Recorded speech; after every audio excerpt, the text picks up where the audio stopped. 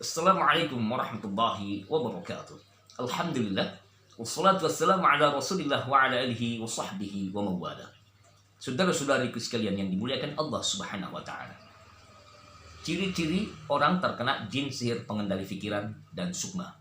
Di antara ciri-ciri tanda orang yang telah terkena gangguan jin ataupun sihir, santet, teluh, tenung, guna-guna, doti-doti, pelet, dan sejenisnya yang berkaitan dengan pengendalian pikiran atau sukma seseorang. Di antaranya, yang pertama, sering merasa was-was, cemas, gelisah. Hal ini umum terjadi ketika pikiran seseorang atau sukma seseorang telah diambil alih oleh kalangan jin-jin fasik dan jin-jin kafir. Maka secara kepribadian ataupun perilaku sehari-hari orang yang telah terkena gangguan jin, sihir, pengendali pikiran ini akan sering ada rasa was-was dalam hatinya, sering merasa cemas, sering gelisah, bahkan mengalami takut yang berlebihan atau yang dikenal dengan istilah fobia. Karena sesungguhnya jin memang sudah tugas dan kewajibannya untuk selalu mempengaruhi, membisik-bisikkan kepada Bani Adam, manusia. Hatta dia pun tak disuruh oleh dukun, tukang-tukang sihir, pasti dia akan selalu memberikan rasa was-was, cemas, takut kepada manusia-manusia yang lemah hatinya, lemah iman dan amalnya. Maka tidak heran orang yang secara mental, secara fisikis memiliki bawaan sering cemas, was-was, sering gelisah, maka ini sangat rentan terkena gangguan jin ataupun sihir yang berkaitan dengan pengendalian pikiran dan sukma. Oleh karena itu, saudara-saudara sekalian, maka kenapa kita selalu dianjurkan di dalam tuntunan Rasulullah SAW untuk selalu membaca surat Mu'awwidzatain, surat Al-Falaq dan An-Nas, surat perlindungan, dua surat perlindungan Mu'awwidzatain. Di dalam surat An-Nas kita tahu ada kalimat alladzi yuwaswisu fi sudurin nas, yang senantiasa memberikan was-was, yuwaswisu fi sudurin nas, memberikan rasa was-was, membisik-bisikkan kepada hal-hal yang buruk. Nah, tugas syaitan dari kalangan jin fasik dan jin kafir ini, mereka selalu memberikan rasa was-was, meniup-niupkan hal-hal yang memang membuat kita was-was, cemas, gelisah, sehingga pikiran pun kita kalut, sehingga raga ataupun fisik kita pun terpengaruh. Nah, ciri yang kedua, ciri orang yang terkena jin atau sihir pengendali pikiran dan sukma, di antaranya mereka senantiasa tidak merasa bagian daripada dirinya, seolah-olah dirinya ini berada dalam dua kepribadian atau berkepribadian ganda. Apa maksud the split personality atau pribadi ganda ini? Kadang-kadang merasa dia sebagai dirinya, namun terkadang kalau pengaruh syaitan ini begitu kuat, maka dia akan selalu merasa dikendalikan oleh sesuatu yang ada di luar dirinya, sehingga segala ucapan-ucapan, segala perbuatan-perbuatannya selalu merasa ada yang mengendalikan. Dan salah satu bentuk sihir pengendali pikiran dan sukma ini adalah memang memberikan manusia atau seseorang yang menjadi target sihir ini agar selalu merasa bukan pada dirinya atau merasa bukan sebagai dirinya. Karena apa? Di sini ada campur tangan syaitan yang yang mengendalikan sukmanya. Sukma itu adalah jiwanya yang mengendalikan apa yang ada di dalam badan halusnya ini. Nah, saudara-saudaraku sekalian, maka ketika seseorang sudah berada dalam situasi yang demikian ini, maka tidak heran seseorang terkadang stres, depresi, atau bahkan dia lupa akan dirinya, dia lupa akan keluarganya, dia lupa bahkan kepada orang-orang yang ada di sekelilingnya. Nah, tidak sedikit di antara orang-orang yang terkena jin sihir khumul atau pengendali pikiran ini, mereka kadang lupa pulang ke rumahnya. Maka tidak heran ada beberapa jamaah yang menceritakan istrinya atau keluarganya atau suaminya yang kabur dari rumahnya, ya, di mana dia tidak mengingat lagi istrinya atau suaminya atau keluarganya karena berada di bawah pengaruh dukun, tukang-tukang sihir atau orang-orang yang punya kepentingan-kepentingan untuk melakukan sihir pengendali pikiran. Oke. Dan yang ketiga, orang yang terkena gangguan jin, sihir pengendali pikiran dan sukma, mereka akan selalu, ya, mengalami mimpi-mimpi buruk.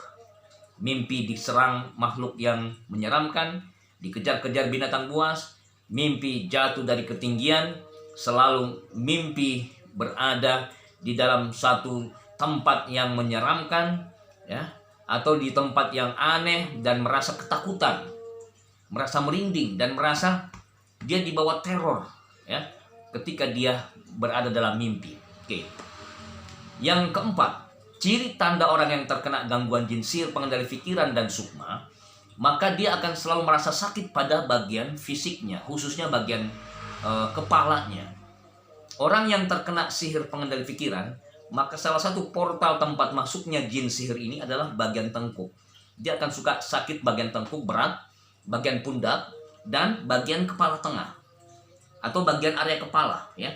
Kalau di antara ciri-ciri ini ada saudaraku yang sering merasakan sakit kepala setelah berobat dengan obat-obatan tertentu atau sudah berkunjung ke tempat-tempat yang ahli, orang-orang yang ahli dalam bidangnya, melakukan pengobatan secara lahir, ya, namun sakitnya ini tetap terus-menerus terjadi, kemungkinan di dalam diri kita atau diri orang yang menjadi target sihir ini ada jin sihir pengendali pikiran dan sukma. Oke. Nah, walaupun mungkin tidak hanya bagian kepala, ya, sering-sering sakit bagian perut, sering juga sakit bagian dada, sesak dadanya. Tapi umumnya orang yang terkena sihir pengendali pikiran ini sering merasakan sakit bagian kepala. Oke. Selanjutnya yang kelima, orang yang terkena jin sihir pengendali pikiran dan sukma, dalam beberapa kejadian ada satu pasien kami di daerah wilayah tertentu, ya, saya tidak perlu sebutkan, di mana kami pernah melakukan terapi ruqyah langsung lewat video call. Dia melakukan testimoni bahwasanya dia berada di bawah pengaruh satu kelompok orang. Dia menjadi alat percobaan keilmuan dalam satu kelompok organisasi atau satu sekte ini. Sehingga apa? Pikiran dia ini bisa terbaca, ya. Menurut dia, orang-orang bisa mendengarkan pikiran-pikiran dia, bisa mendengarkan suara-suara dia. Ini bahasa dia, ya, bahasa orang yang terkena ini. Jadi semacam kalau dalam bahasa Jepang itu satorare, ya. Satorare ini adalah satu keilmuan yang mana orang bisa membaca pikiran kita ini terbaca oleh orang, terdengar oleh orang lain, ya. Atau padahal itu adalah prasangka dirinya, atau hatinya pun apa yang diucapkan hatinya, sehingga dia merasa marah kepada orang-orang ini. Dia merasa tersinggung dengan apa yang orang-orang ucapkan. Nah, inilah salah satu bentuk seseorang dibuat stres, dibuat depresi, seolah-olah orang di sekelilingnya ini menghinanya, mencelanya, atau mencaci makinya. Kalau dia bertahan dengan situasi ini, tidak melakukan upaya-upaya ikhtiar secara ruqyah mandiri, maka kemungkinan dia akan terserang depresi bahkan gila. Oke. Dan yang terakhir, saudara-saudara sekalian, ciri tanda orang yang terkena jin sihir pengendali pikiran dan sukma, maka dia akan selalu berada pada situasi situasi yang tidak menyenangkan, situasi yang tidak nyaman, sering sedih, sering merasa sendiri, sering merasakan hal-hal yang berupa prasangka kepada orang lain. Dia akan selalu negative thinking kepada orang lain. Nah, sifat-sifat inilah yang kemudian menjadikan dirinya seolah-olah orang lain ingin menghajarnya, ingin mencelaknya, ingin menyerangnya, seolah-olah dia ini ingin istilah apa nih, sama orang-orang di sekelilingnya tidak menyukainya. Dia merasa sebagai korban dan lain sebagainya. Nah, sehingga apa? Ucapan-ucapan dia nih kadang-kadang tidak dipahami oleh orang-orang di sekelilingnya. Maka tidak heran saudaraku, jikalau ada di antara keluarga kita atau bahkan diri kita merasakan gejala-gejala demikian, maka solusinya di antaranya adalah perbanyaklah kita memohon pertolongan Allah. Maka cara yang pertama, lakukanlah terapi ruqyah ketika ada gejala-gejala yang saya sebutkan tadi. Sering was-was, cemas, gelisah, takut berlebihan, sering mimpi buruk, sering sakit bagian kepala, berpindah-pindah, bagian tengkuk, pundak berat. Kita sering merasa seolah-olah bukan diri kita atau berkepribadian ganda, sering merasa diawasi, sering merasakan adanya penampakan, sering kita merasa diserang oleh orang lain, kita merasa sendiri, kesepian, kita bahkan sering merasa bahwa kita ini tidak disukai orang dan lain sebagainya. Maka itu adalah ciri tanda kemungkinan adanya jin, sihir, pengendalian pikiran atau sukmah pada diri kita. Solusi yang pertama yang saya sebutkan tadi, banyak-banyaklah meminta perlindungan dan pertolongan Allah. Solusinya haruslah kita yang pertama lakukan terapi ruqyah mandiri. Bagaimana cara melakukan terapi ruqyah mandiri? Yang pertama, saudara-saudaraku sekalian, lakukanlah teknik yang seperti saya sebutkan, ruqyah mandiri dengan cara membaca surat Al-Ikhlas, Al-Falaq, An-Nas masing-masing 3 kali. Tiupkan, lalu usapkan ke seluruh tubuhnya. Sesudah itu saudaraku letakkanlah tangannya pada area kepala, area kepala. Lalu saudara-saudaraku sekalian silahkan baca surat Muawwidzatain, surat Al-Falaq, An-Nas sebanyak-banyaknya. Bacalah 7 kali, 11 kali dan seterusnya. Dan hayati maknanya. Lalu kemudian setelah membaca sebanyak-banyaknya, silakan saudaraku berdoa kepada Allah. Ya Allah, apabila ada jin sihir yang bersarang di kepalaku, yang mengendalikan pikiranku, mengendalikan sukmaku, hamba mohon keluarkan kemudian kembalikan ke asalnya. Ya Allah, ya Rabb, sesungguhnya Engkaulah zat yang maha menggerakkan, Engkaulah zat yang maha kuasa, Engkaulah zat maha menyembuhkan. Hamba mohon ya Allah, angkat dan keluarkan segala jin, sihir, buhul-buhulnya, ikatan-ikatan yang mengikat kepalaku. Silakan saudaraku berdoa menurut bahasanya. Lalu saudaraku tarik pelan-pelan dari bawah dari tengkuk pegang, tarik ke atas lalu buang, muntahkan. Tarik lagi, buang, lepas, muntahkan. Bagi saudaraku yang menghafal ayat kursi, boleh membaca ayat kursi, tambahkan ayat kursi, bacakan ayat kursi berulang-ulang berkali-kali, minta perlindungan, minta pertolongan Allah agar Allah sembuhkan. Insya Allah bagi yang ada indikasi ciri tanda sihir di kepalanya, berupa sihir pengendali pikiran dan sukma, maka akan ada reaksi berupa mual, sendawa, batuk atau muntah. Kepala terasa berat, itu reaksi-reaksi dan jangan ditahan. Ketika sudah ada terasa ingin muntah, saudaraku silahkan tarik, buang, lepas, muntahkan. Muntahkan, lepas, jangan ditahan, diteruskan. Saudaraku, yang kedua terapinya adalah dengan cara menggunakan air ruqyah. Saudaraku silahkan ambillah air untuk kita minum atau untuk kita usapkan ke area badan kita, khususnya kepala kita. Kalau ada bidara, pakailah daun bidara.